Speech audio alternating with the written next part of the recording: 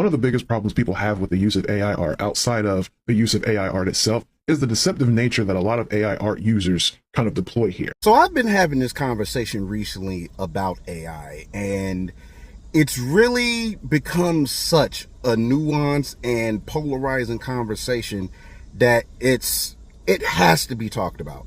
I've been skeptical about it for quite a while and only recently started kind of sort of messing with it a little bit. But they pretty much implement it in every search engine, so you almost can't get away from it. My stance overall has been, when it comes to art, it should not be used in that type of capacity where you have people really believing that they are artists, which is why now we have the issue with artists, actors, singers, and so on and so forth having to make sure that they aren't being replaced by an algorithm. Voice actors have been on strike trying to avoid that happening. Some it already happened to. I've also listened to all of the environmental concerns, and that is something that has to be addressed honestly across the board, because right now there should be no reason why we aren't utilizing clean energy. On the flip side, much like the internet was at one point, I do believe that AI could be a very useful and practical tool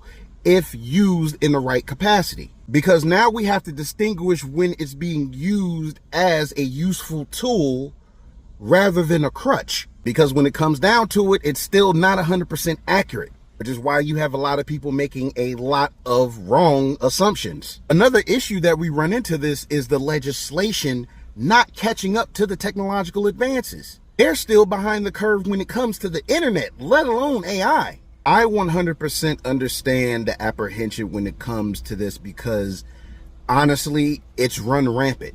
But I don't believe we need to eliminate it outright. But that's just my take. But at the rate it's going, it will be Skynet soon.